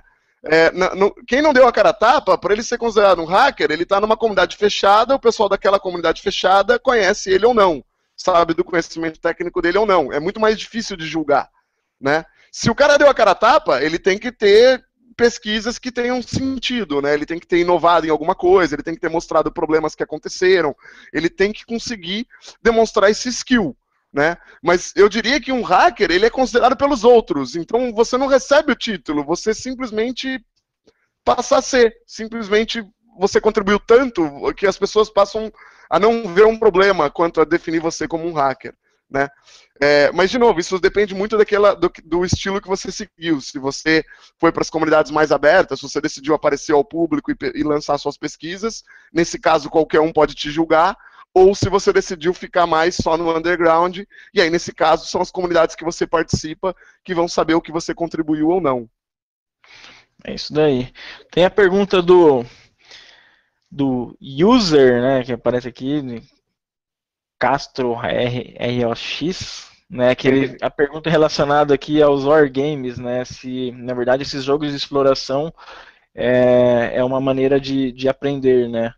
Eu acho que é uma forma de aprendizado muito legal, né, assim, na verdade, eu acho que esses jogos, né, esses jogos de exploração, wargame, nada mais são do que ambientes que você consegue aí, na verdade, simular, né, e poder praticar, na verdade, vários tipos de ataque, né. Então, assim, eu acho que o melhor jeito de você aprender mesmo é praticando, né? E esses wargames que a gente encontra, tanto de exploração web, exploração, né, de software mesmo, até mesmo tem alguns muito legais também de forense, né? Assim, você consegue aprender muita coisa, porque vira e mexe tem uma trickzinha que você tem que fazer para você conseguir bypassar algum tipo de proteção, ou para ajustar algum endereçamento, então que você acaba aprendendo que você vai usar isso daí de verdade mesmo quando você encontrar uma falha, ou quando você for fazer algum pentest, né? Então, assim, a minha opinião é que esses wargames ajudam sim, né? E é bom a gente ver que tem aumentado essa quantidade de wargames, tem pessoas dando valor, né? A gente já vem fazendo, né, alguns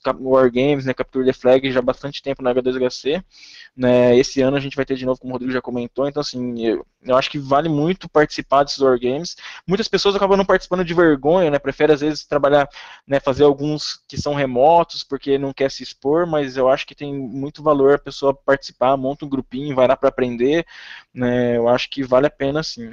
Sem dúvida. Na verdade, assim, muita gente me pergunta, como é que você faz para começar a achar vulnerabilidades, etc. A minha resposta em geral é, pega vulnerabilidades que outros acharam e analisa. Porque a verdade é que você tem que ter um padrão, né?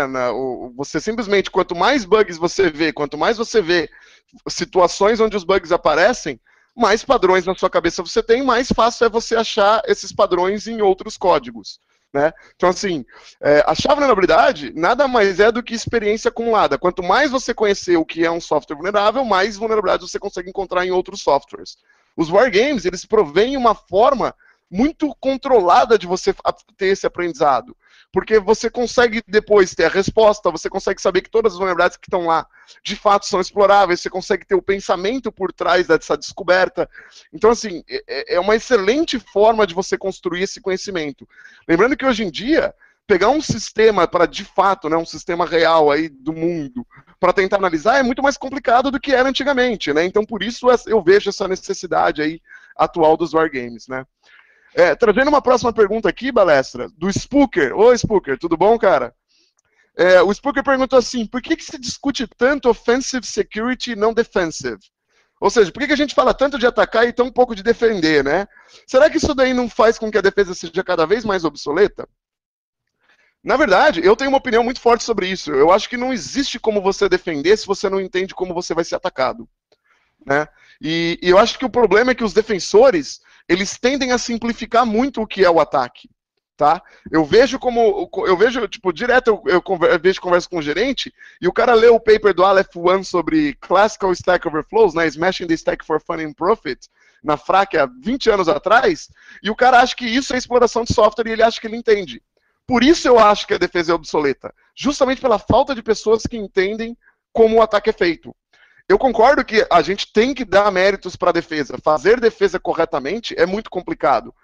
O H2HC, por exemplo, a gente traz o PEX e o Spender, né? Foi o primeiro evento onde os dois palestraram juntos aí, a gente traz os caras que criaram a maior parte das defesas modernas de sistemas operacionais, os caras são mitos aí na nossa área, justamente para mostrar que a defesa é sim importante. Mas tanto o PEX quanto o Spender, eles são dois caras que sabem muito sobre o ataque. E é por isso que a defesa que eles propõem tem sentido. Eu acho que esse é o grande desafio, viu, Spooker? Como a gente discute defesa se as pessoas não entendem de fato os mecanismos do ataque? Agora, existe sim uma tendência a falar muito de ataque porque o ataque é fancy, né? É um negócio que é super legal, todo mundo quer e sair invadindo as coisas, né? Mas hacking, de fato, é uma coisa subversiva, né? A cultura hacker surgiu justamente para entender ao máximo um sistema, para você saber como usar tudo que esse sistema permite.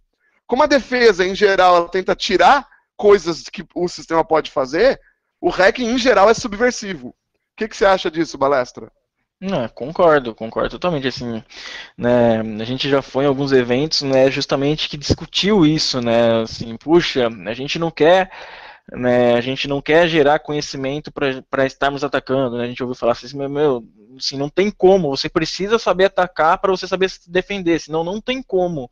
Assim, você não vai conseguir se defender se você não souber atacar, essa é a verdade. Você pode defender de coisas óbvias, né, que muitas pessoas já têm conhecimento, mas você não vai conseguir defender de coisas, né, que realmente vai te atacar e vai comprometer e vai conseguir, né, te afetar, né? Então, assim, isso daí eu acredito que é em qualquer área, né? Assim, não tem como, né, você criar uma defesa sem você saber como é que o ataque funciona, né? Você, puxa, vamos pegar a segurança residencial, ah, legal, putz, os caras começaram a pular o muro, vamos colocar a cerca elétrica, ah, o cara começou a cortar a cerca elétrica, ah, então agora a gente vai colocar um sensor na cerca elétrica, porque se o cara cortar a cerca elétrica vai disparar o alarme. Então, assim, na verdade a gente precisa saber como é que funciona o ataque, isso daí para tudo, né? Assim, técnicas de exploração, a gente vê, né, alguns mecanismos de defesa ser baseado, né, em técnicas de ataque. Eu acho que isso daí que é o caminho mesmo, né? Assim, eu vi algumas empresas que foram até adquiridas recentemente por valores muito altos, sem ter nenhum cliente, basicamente, né, que só fazia detecção baseada em técnicas de ataque. Então, puxa, eu tenho um agente local na minha máquina que se eu vejo se tem algum código de operação atrelado a um heap, a exploração de uma heap overflow lá com técnica de heap spray, eu não vou deixar executar. Puxa, legal. O cara pegou, né, ele conhecia o ataque, fez algum esquema para identificar aqueles dados na memória e está bloqueando aquele processo de ser executado. Né, assim, eu acho que, na verdade, é a única maneira da gente conseguir, de fato... A Microsoft mesmo pagou, né, Balessa, numa competição recente, prêmios muito altos para quem fornecesse técnicas de proteção, né? E isso daí mostra que é uma tendência, né? Que existe valor, mas você tem que conhecer mesmo o ataque, né? Porque senão você vai ficar super limitado. Foi bem que você comentou, né? O pessoal vai fazer uma defesa, né, para o seu paper lá de 20 anos atrás, né? O cara vai fazer lá, beleza, vou deixar a stack não executável. Ah, legal, mas aí agora já tem, né, várias formas de você executar, mesmo que não esteja na stack. Então, na verdade, assim, eu acho que tem que conhecer, sim, né, as técnicas de ataque para, na verdade, fortificar a defesa. E eu, assim como a gente já comentou, na verdade, eu não sei se nem se foi no Hangout, mas, né, em outros eventos que a gente já participou, acho que no próprio H2CSO, né, assim, o que eu vejo mesmo também é o ataque não tendo necessidade de se evoluir muito, né? Hoje a gente até tem uma evolução da defesa pensando nessa parte de proteção de memória, mas no mundo corporativo em geral, a gente vê que as falhas são muito simples, né, perto dos tipos de ataque que a gente tem hoje, né? Então, assim, hoje as pessoas não estão precisando evoluir tanto os ataques, porque as falhas que a gente encontra hoje, tais como senha padrão em lugar super crítico, né, você encontra, puxa, a gente faz pentest direto, assim, sempre encontra coisas que não dá nem para acreditar, né, e a gente acaba, né, na verdade, acaba pensando assim, puxa, tipo, não adianta nem a gente fazer uma defesa tão forte, porque nem o básico está sendo feito, né, assim, a gente conseguir comprometer uma rede inteira, porque o cara não configurou o Windows dele direito, ou porque o cara deixou uma senha padrão num lugar, uma senha fraca num ambiente que era super crítico, assim, é um negócio que não exige nenhum ataque forte, né, assim, enquanto Quanto mais, assim, não adianta a gente ficar falando de algumas defesas muito sofisticadas, porque eu acho que falta muito do básico ainda para a parte da defesa. Sem dúvida. Quanto a isso, Vanessa, eu tenho dois comentários, né? Um deles, assim, eu até escrevi sobre esse assunto, né? Sobre, na minha opinião, a falácia, né? Ou a mentira da defesa em camadas na segurança da informação, né? Eu escrevi um blog post sobre isso num blog da For Linux, mas, basicamente, assim, o meu argumento era que, justamente, todo mundo imagina a defesa em camadas em segurança, né? Como sendo um dos quesitos ensinados em segurança. Eu mesmo, 15 anos atrás, quando palestrava, falava sobre a importância da defesa em camadas, mas as pessoas esquecem que o seu atacante, quando ele bypassa seus mecanismos de segurança, em geral ele passa por tudo de uma vez. Então, na verdade, não é muito verdade que você tem defesa em camadas, porque a defesa em camadas é um quesito militar, aonde quando o atacante começa a te atacar, ele vai passar por uma primeira camada de defesa, depois ele vai ter uma segunda, ele vai ter uma terceira, então dá tempo de você mandar reinforcements, ou de você simplesmente se retirar de uma outra parte, ou de você proteger aquele dado que é o mais precioso. Isso veio do quesito militar, mas em informática, né, em segurança da informação computacional especificamente, né, em geral a defesa em camadas falha de uma vez só. Né? E isso mostra que o atacante tem muito mais poder do que o defensor, mas simplesmente porque o defensor não entende como o ataque é performado, ele não entende que o atacante vai simular todo o ambiente operacional do cara antes de fato ir lá e executar um exploit. Então, eu acho que isso daí é uma das questões que mostra que a defesa falha porque não conhece do ataque. E uma outra questão que você falou aí, né, que hoje as empresas são super simples, né, mesmo quesitos simples de proteção eles não implementam. A gente falou um pouco sobre isso no Hangout passado. Eu sou da opinião de que a culpa é até dos pesquisadores, né, de que nós, pesquisadores, quando a gente mostra uma forma de bypassar um mecanismo de segurança, muitas vezes a gente esquece de deixar claro que não é que o mecanismo é inútil, né? É simplesmente que o mecanismo é útil se usado junto com outras coisas. Muitas falhas desse mecanismo, de fato, vai ser útil contra, ele vai evitar que muitas falhas sejam exploradas, mas que tem que pensar em outros mecanismos, porque existem outras falhas também. Então, acho assim, é um pouco complicado, porque os defensores simplesmente vão num evento, né? Simplesmente entendem, é possível bypassar tal recurso de segurança. Então eles simplesmente não implementam aquele recurso. Quando se você pegar mesmo os ataques mais avançados, igual, por exemplo, o exploit que invadiu a RSA, né? Que o presidente da RSA teve coragem de falar que o nível do atacante era era Digital Navy SEAL. Navy SEAL, que é uma tropa de elite da Marinha Americana. O cara comparou o atacante que invadiu a RSA com os Navy SEALs, em termos de... O cara era muito profundo, conhecia demais. Mas, na verdade, o exploit não funcionava nem se você tivesse DEP habilitado no Windows XP Service Pack 2. Então, assim, o exploit era trivial. Na verdade, eles não estavam usando os recursos de defesa que eles poderiam ter usado para, de fato, a gente ver se o atacante era bom. Né? Então, eu acho que isso daí meio que complementa aí a resposta à pergunta do Spooker, né? Teve até um caso que a gente comentou. Eu acho que eu comentei em alguma lista, né, do pessoal, algum rootkit para Linux, que eles alteravam o serviço SSH, na verdade eles faziam uma compilação nova com uma backdoor embutida no SSH e substituía.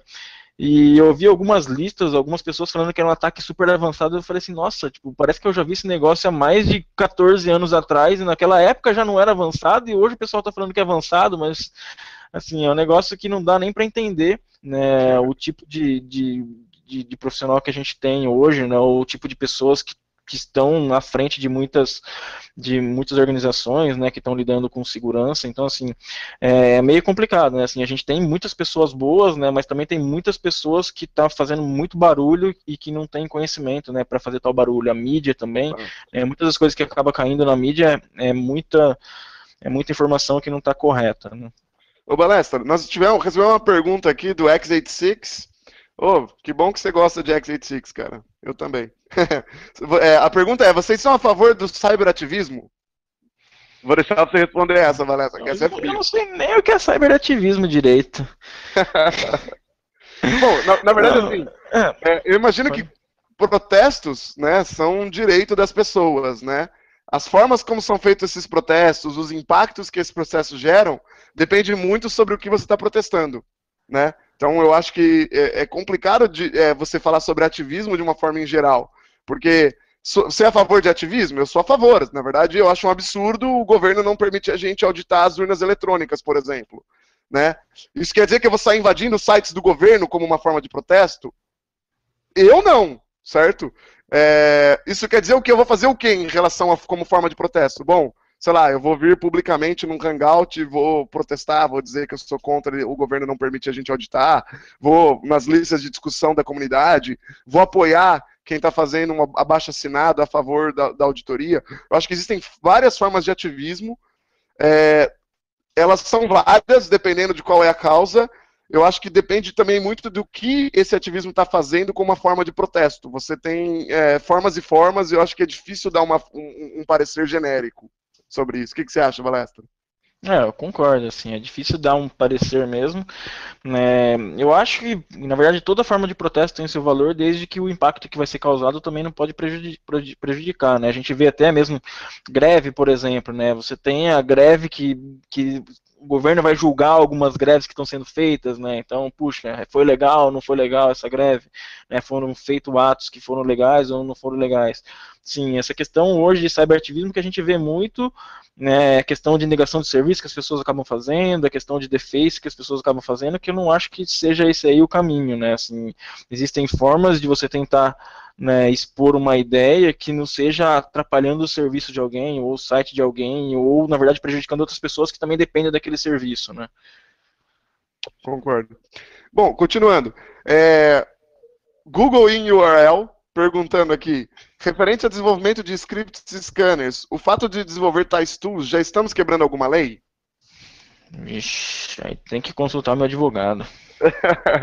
Bom, na verdade isso daí está baseado nas novas leis aí, né, Isso. Valesca, que o pessoal tem tido bastante medo, né, mas na verdade a lei mostra um pouco sobre a intenção, né, a intenção criminal. Você fazer um script, um scanner, fazer um exploit, depende da sua intenção, né, se você conseguir mostrar que o objetivo disso era a pesquisa, era o entendimento da vulnerabilidade, era inclusive testar se a proteção foi adequada, você não está cometendo nenhum crime. Agora, se você quer desenvolver isso daí, colocar na internet para todo mundo baixar de forma livre, sem existir um patch ainda para vulnerabilidade, sem você ter sequer avisado a empresa sobre tal vulnerabilidade, fica mais difícil você não mostrar que você teve uma intenção ruim, né? Então, eu acho que a grande dificuldade aí, né, nessas novas leis aí, que inclusive o Brasil está apoiando, mas que a Alemanha já havia aprovado leis similares no passado, recente, né, é justamente que a intenção é uma coisa super difícil de caracterizar, né? Eu, particularmente, não acho que nós vamos ter problemas. Eu não acho que a Polícia Federal ou a Justiça vai atrás de pessoas que desenvolvem exploits como uma forma de trabalho, como uma forma de pesquisa em si, que compartilha o exploit, mas depois de ter certeza que o patch existe, depois de algum tempo em que o patch foi lançado, mas pessoas que estão fazendo caos, que estão usando desculpas do tipo, eu divulguei para pesquisa, esses aí talvez comecem a ter problema. O que você acha, Valério? É isso aí, eu concordo. Concordo, porque assim, ficou meio estranho, né? Na verdade, a gente levantou até uma flag em relação ao H2HC, mas daí já falaram que não teria problema, né? Mas é um problema, né? Assim, se você for levar ao pé da letra, muitas das coisas que tem ali, né? Você não pode ter diversas coisas no seu computador, você não pode compartilhar conhecimento, então, assim, tem muitas coisas ali que vai de como essa lei, né, no Brasil, né, todas essas leis têm muitos pontos que são, né, de entendimento, né, então, assim, eu acho que isso daí é mais uma delas, né, assim, mais da sua intenção mesmo do que o fato do que você está publicando ser algo, né, que vai causar um dano ou não. Concordo. Até porque, assim, mesmo em trabalho, né, mesmo quando trabalhava para Checkpoint, por exemplo, nós divulgamos vulnerabilidades que eram zero day, porque não existiam patch, simplesmente porque a empresa que desenvolvia o software se recusou a lançar uma correção. Ela simplesmente disse que não existia vulnerabilidade, apesar da gente ter mandado para eles o exploit. O argumento deles é que já existiam milhões de usuários e ninguém nunca tinha reclamado desse problema. Então, assim, nós tentamos conversar com a empresa insistiu que não iria lançar a correção, e a Checkpoint, como corporação, acabou optando por lançar a vulnerabilidade, mesmo sendo zero day, porque, afinal de contas, os usuários tinham que saber que o software estava vulnerável, né? Então, assim, a gente tem um argumento muito forte, a gente consegue mostrar, olha só, nós tentamos comunicar com a empresa insistiu que não, a vulnerabilidade é conhecida, nós, por termos o conhecimento de uma vulnerabilidade, também temos uma grande responsabilidade, certo? Porque agora a gente sabe disso, a gente sabe do problema. Então a gente tem a obrigação moral de agir. Então, assim, a gente tinha todos os argumentos legais para demonstrar que a nossa intenção foi totalmente boa, né, divulgando a informação. Então, eu acho que isso daí vai ser verdadeiro para a grande maioria dos casos aí. E o mesmo já aconteceu também naquela vulnerabilidade que a gente publicou no KNX, né, no sistema operacional KNX também. Eles falaram que não ia patear porque, né, eles não viam problema, né, de segurança. É Então, verdade, assim, é verdade. e falava que não era importante isso daí. Então a gente acabou publicando, porque assim, falou, bom, tudo bem, né, a gente publicou, a gente até foi questionado, mas a gente respondeu, falou assim, bom, se você fosse usuário disso daí, você não ia querer saber que você tem um problema que você pode solucionar de repente, tirando algum tipo de permissão que você tem no seu sistema operacional? Sim, porque por padrão dá para ser explorado. É, isso mesmo. Balés, veio uma pergunta aqui do Danilo, que assim, a falta de background técnico, vixe, meu celular apagou. A falta de background técnico atrapalha nas comunicações, nas comunidades undergrounds, mas muita gente quer fazer coisas sem entender, você não acha? Olha, eu, assim, é complicado, né? Assim, a falta de conhecimento acaba atrapalhando, sim, né, nas comunidades underground, mas na verdade eu acho que a falta de conhecimento acaba atrapalhando, né, em qualquer lugar, né? Em Assim, tudo, né? a gente vê até como o próprio o Spooker comentou, né, no Twitter seguinte, né, que ele vê, na verdade, a gente, né, você postar uma nova forma de ataque, os defensores não acabaram nem discutindo, né, em cima disso daí, né, então, assim, na verdade mostra uma falta de conhecimento, né, por ponto da parte de defesa, né, por não estar querendo proteger contra aquele ataque. Eu acho que, na verdade, a falta de conhecimento, no geral, acaba, né, dificultando no geral, né, assim, acaba dificultando tudo, né, assim, você vai querer fazer um negócio, né, ou você acaba fazendo um negócio trivial que já foi feito, né, ou você vai fazer um negócio que não vai funcionar, que vai ser bom, com muita sorte você vai acabar conseguindo fazer um negócio legal, mas assim, eu acho que na verdade é falta de conhecimento técnico, né, atrapalha no geral mesmo. Isso daí atrapalha mesmo. Na verdade, é, já existem algumas pesquisas, né, na área de economia que demonstram que esse assimetrismo de conhecimento entre quem vende uma solução e quem compra, né, no caso do o paper do George Akerlof fala justamente sobre venda de carros usados, mas basicamente ele demonstrou, né, usando conceitos econômicos, que em um mercado onde quem vende sabe mais do que quem compra, então eu acho que isso daí se aplica muito ao mercado de segurança da informação, né, porque as empresas vendem, elas sabem muito mais informações, elas têm muito mais conhecimento do que as pessoas que estão comprando, infelizmente, é muito difícil você tirar essa assimetria, mesmo que você queira ser honesto. Isso quer dizer o quê? Que mesmo que você saiba muito nesse mercado e você queira ir e mostrar isso para as pessoas, mostrar que elas estão fazendo as coisas erradas, porque existe essa simetria, você não consegue, porque o mercado como um todo é muito maior do que a pessoa que quer fazer direito. Tá? Então isso daí, na verdade, é um quesito que vem desde de economia, tá? Não tem nada a ver com segurança da informação. Então, assim, a falta de conhecimento é um problema. Como que a gente combate esse problema? Essa, na verdade, deveria ser a maior pesquisa. Eu acho que é o grande ponto que o Spooker quer falar sobre a defesa, né? Como a gente melhora?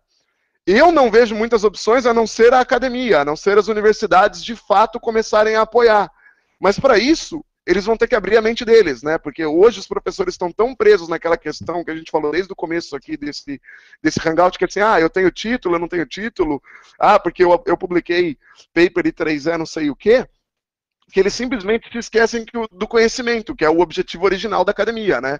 É passar o conhecimento e é fazer coisas que vão gerar o futuro aí das comunidades, né? Então, na área de segurança da informação, infelizmente, a academia ficou totalmente para trás. Você conversa com os professores, eles não sabem, mas o não saber não é um problema. O grande problema é que eles não sabem e não estão abertos a trazer quem saibam. Então acaba sendo que vira um ciclo vicioso. A gente não consegue dar conta de ensinar o tanto de pessoas que precisariam aprender para tirar essa simetria do mercado, né? Então eu acho que isso daí é um problema generalizado e fica difícil mesmo, tá? E senhores, assim, onde você vai acabar enfrentando isso, tá? Pessoas que não conhecem, e as pessoas querem discutir, e as pessoas querem falar, mas eu gosto de enfatizar um negócio que é super legal, que na verdade é o maior motivo de eu ter entrado para a área de computação. É uma ciência exata, né? Nada fala mais do que o POC. Mostra o código funcionando, que você vai desmentir que o cara está falando. Então a melhor coisa que tem quando um cara diz que uma coisa faz algo que ele não faz, é pega, analisa o código, ou faz a engenharia reversa dessa coisa e prova. certo? Porque aí o cara não tem mais argumento. Ele pode continuar ensinando o exército brasileiro como explorar software, mas ele simplesmente acabou os argumentos dele de que ele conhece alguma coisa de verdade. Mais alguma pergunta? Vamos ver aqui. O underground está banalizado no Brasil? É muito falatório e pouca altitude de comunidade mesmo? Assim, a gente cai de novo naquele problema de até definir, né, o que é esse underground em si, né, assim, a gente vê, na verdade, pessoas trabalhando, como até você já comentou, né, assim, tem pessoas, né, que sabem muito, estudam muito, têm um conhecimento profundo em diversas áreas, né, e tá atuando, e tá pesquisando, tá compartilhando informação, né, mas não está publicando isso daí em tantas listas, está mais restrito, né? Então, assim, eu acho que a gente tem, na verdade, um conhecimento bastante alto, né, mas não tantas coisas sendo publicadas assim. Eu concordo. Eu acho que, na verdade, essa banalização ela aconteceu porque é difícil, né? É difícil o underground se mobilizar quando, na verdade, a maioria das pessoas acaba não tendo acesso ao que esse underground está publicando, né? Por mais barulho que se faça, é complicado. Eu sei que existiram iniciativas, né? Não que eu suporte essas iniciativas, não que eu apoie essas iniciativas, mas, por exemplo, o Project Mayhem, né? Nada mais foi do que algumas pessoas do underground que se uniram e tentaram mostrar o que está acontecendo, né? Tentar mostrar a verdade, mas é complicado, porque a informação é difícil de ser passada de uma forma correta. De novo, existe esse problema da assimetria, existe o problema de como vai ser julgado quando você toma uma atitude, né? Então, muitas vezes você bate de frente com alguém, as pessoas julgam você porque bateu de frente, e não a pessoa por estar falando uma mentira. Né, ou por estar falando uma coisa que ela está enganada, mas insistindo como se ela tivesse certeza sobre o que ela está falando. Né? Então, na verdade, é muito complicado. O meu conselho é, não aceite as coisas erradas e fique quieto. Quando eu vejo algo errado, eu simplesmente falo. Um monte de gente não gosta de mim por isso, mas também tem um monte de gente que gosta de mim por isso. E eu nunca tive problema. Né? Sei lá, pelo menos até agora. Né? Talvez amanhã eu vá ser mandado embora, mas vai saber. Né?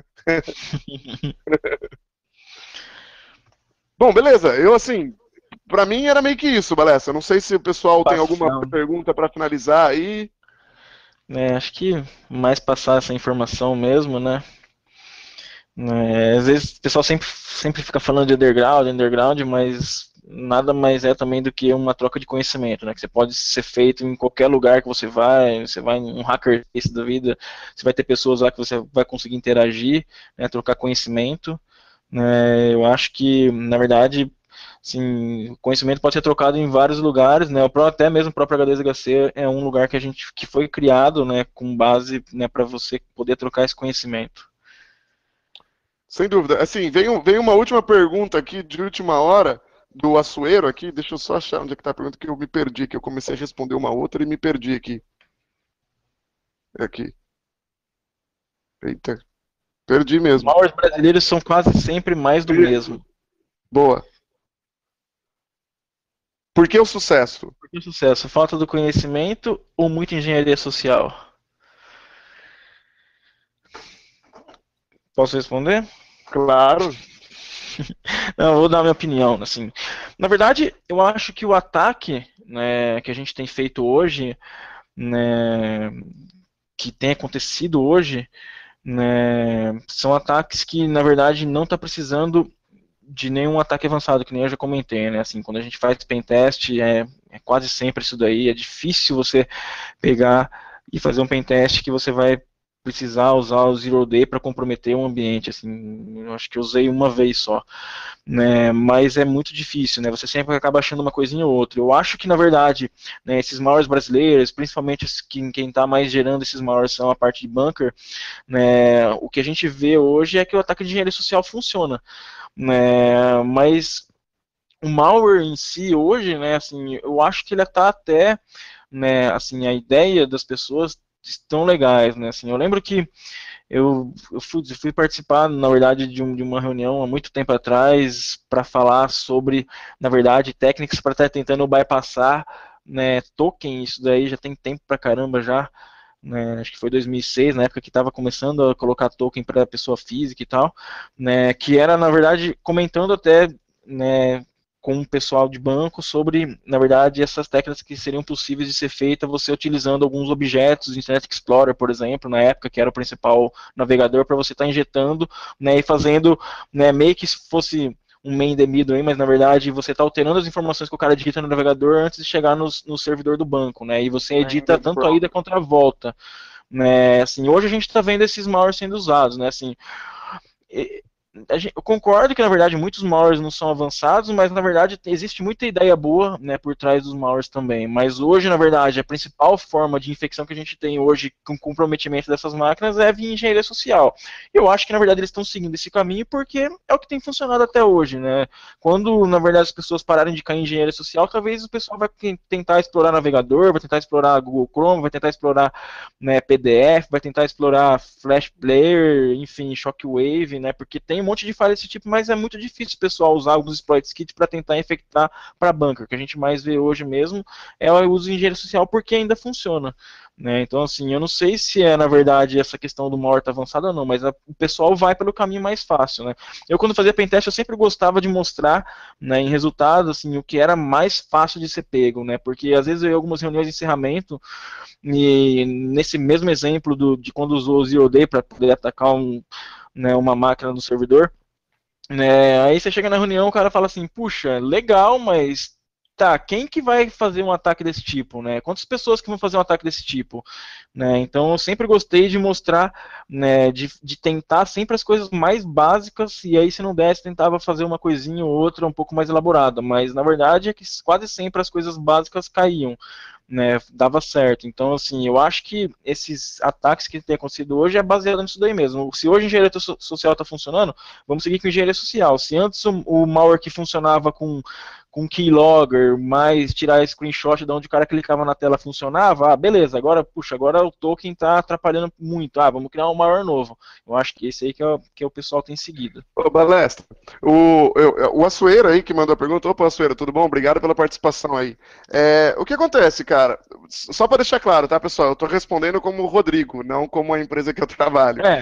E a empresa que eu trabalho, por sinal, eu não trabalho na área de antivírus, tá? Eu trabalho na área de hardware, só para deixar claro.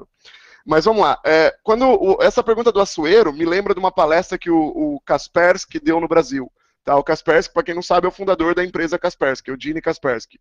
É um dos bilionários do mundo aí, né? E ele veio no Brasil convidado aí para um evento e deu uma palestra onde ele criticou os engenheiros brasileiros. Ele disse que os autores de vírus brasileiros eram muito ruins, que eles faziam um negócio muito tosco e blá blá blá. Aí eu peguei e falei assim para ele, cara, você realmente tem a cara de pau de falar que eles estão fazendo um negócio ruim, sendo que você continua não detectando? Porque para pensar, será que realmente o negócio é tão ruim igual todo mundo está falando? Ou será que o antivírus é tão ruim que mesmo com uma empresa de bilhões de dólares ainda não conseguiu bloquear esses vírus que eles mesmos falam que é ruim? Então, assim, eu não entendo. Eu vejo a galera criticando os autores de malwares e eu acho um absurdo, na verdade. Eu acho que o grande problema está na área de segurança. As empresas de segurança têm dinheiro, elas são pagas para proteger os clientes delas, e ainda assim elas têm coragem de falar que o autor de malware é ruim, mas eles não estão bloqueando. Né? Independente de engenharia social ou não, o sistema poderia sim bloquear um código malicioso de rodar. Tá? Eu acho assim, alguns malwares já são instalados via exploit kits, abusam e etc, tem algumas características mais avançadas, mas se a maioria continua sendo engenharia social, isso mostra que as empresas de antivírus não estão fazendo o trabalho delas direito. Tá? Teve um relatório da Microsoft recente, né, de inteligência, que se chama Security Intelligence Report da Microsoft. É um relatório gratuito que a Microsoft dá. E nela ela mostrou que a grande maioria das máquinas infectadas não tinha antivírus, que o índice de infecção de máquinas com antivírus era muito menor. E agora, na minha apresentação na Black Hat, eu vou literalmente citar esse report e vou fazer uma pergunta de volta. Que é assim, tá, eles olharam o perfil desses usuários que não tem um antivírus e do que tem um antivírus? Porque muito provavelmente não é que eles infectaram menos porque eles têm antivírus. Eles infectaram menos porque eles têm um pouco mais de noção de segurança do que esses usuários que não têm um antivírus. Ou seja, não é o antivírus que fez a diferença nesse índice de infecção.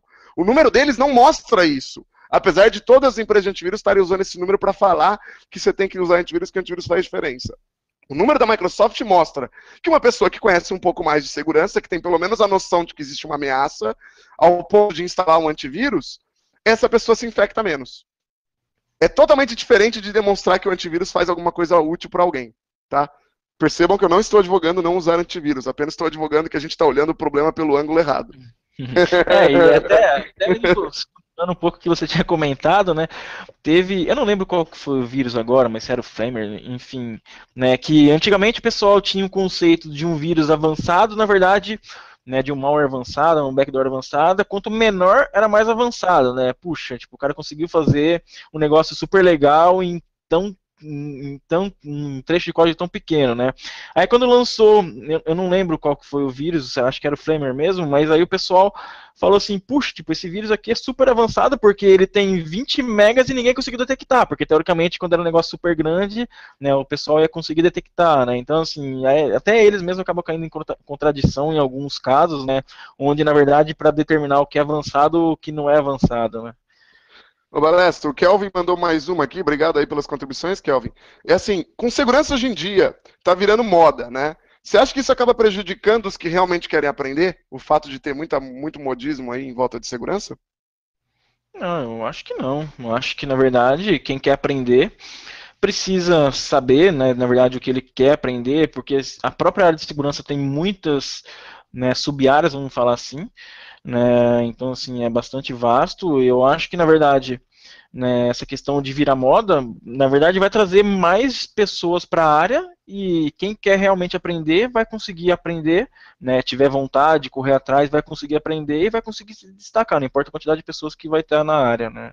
Eu não vejo como um problema, na verdade, a questão de ter virado moda, né, dificultar o aprendizado, né. Eu acho que muito pelo contrário, pode ser que surjam treinamentos legais, né, por aí, por conta dessa moda que está virando. Eu acho que pode ser por conta da própria moda, né, muitas entidades acabam dando mais importância para a área de segurança, coisa que hoje a gente ainda vê, né, a área de segurança, né, dentro de corporações, mesmo ficando dentro da área de TI. Hoje o pessoal já discute muito de sair da área de segurança debaixo de TI, já se falava antes, mas hoje se fala muito mais, né, de virar uma área de estratégia, né, respondendo direto, de repente, para uma vice-presidência, perto do que no passado a gente não via isso daí, né, a gente viu uma área de dentro de TI, de dentro de compliance, já vi segurança de dentro de compliance, mas nunca de uma área estratégica para a empresa.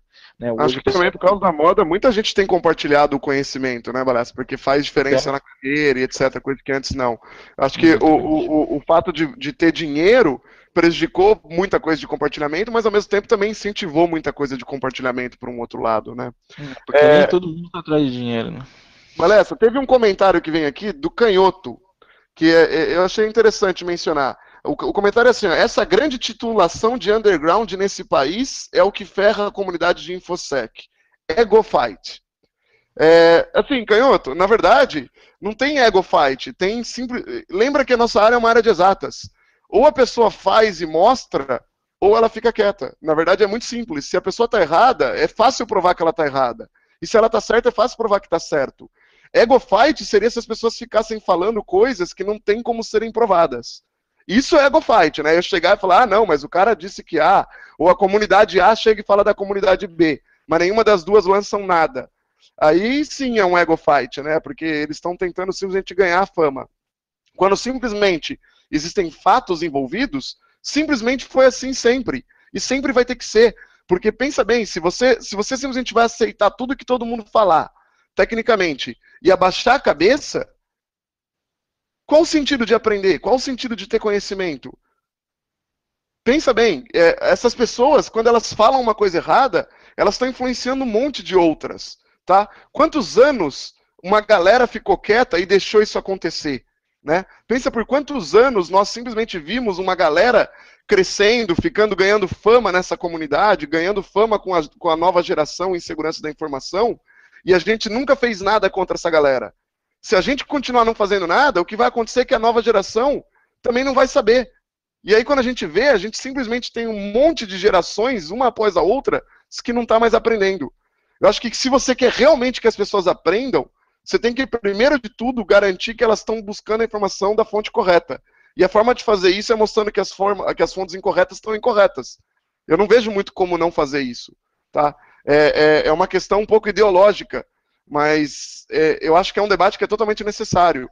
E não tem ego, porque simplesmente se tecnicamente alguém mostrar que está errado, mostrou que está errado, não tem ego envolvido. Beleza, Valéria? Mais acho que é isso, né? Aí? Uma pergunta? Então demorou. Cara, começou a chegar mais ainda depois disso, mas acho que é melhor encerrar, né? Senão nós vamos até embora. Beleza, meu caro. Obrigado aí a todos. Obrigado pela participação de todos. Valeu. Ixi, a Lara tá mandando dar algum recado adicional aqui que a gente esqueceu. É. Ela falou assim, poxa, galera, não esquece de curtir as páginas, comunidades, etc. aí da H2HC. E um lembrete importante, em algumas semanas está chegando aí a nova H2HC Magazine, tá? Pessoal, a H2HC Magazine é um puta de um esforço para a gente fazer, né? Eu queria agradecer aí aos nossos revisores técnicos, né? Que é o Gabriel como editor, né? O Igor e o Jordan, né? Que, assim, e o Leandro também. Que, assim, se não fosse eles, né, revisando os artigos e ajudando aí os autores, a gente não conseguiria fazer a H2HC Magazine, né? Agradecer a Amanda também, que faz a parte da editoração gráfica aí da revista, e a Laila, né, que ajuda a coordenar isso tudo, né, todas essas pessoas. Assim, a H2HC Magazine, como muitos de vocês sabem, é gratuita, né? Está disponível para download, o site é h2hc.com.br/revista. Em breve vai ter a nova edição. E assim, senhores, não tenham medo de mandar o artigo de vocês, tá? O que a gente faz, o que os nossos revisores fazem, é justamente dar feedback, ajudar vocês a melhorarem a escrita, ajudar vocês com pontos que podem ser que não estejam 100% corretos. Na verdade, é uma excelente forma, inclusive, de aprendizado e de reforço do aprendizado, né? Então, assim, eu quero agradecer a todo mundo que já colaborou com artigos e pedir para outras pessoas aí também a enviarem artigos. Obrigado de novo a todos. Aí. Obrigado, boa noite. Até o próximo. Para mim é boa tarde aqui. Tudo de bom. Valeu.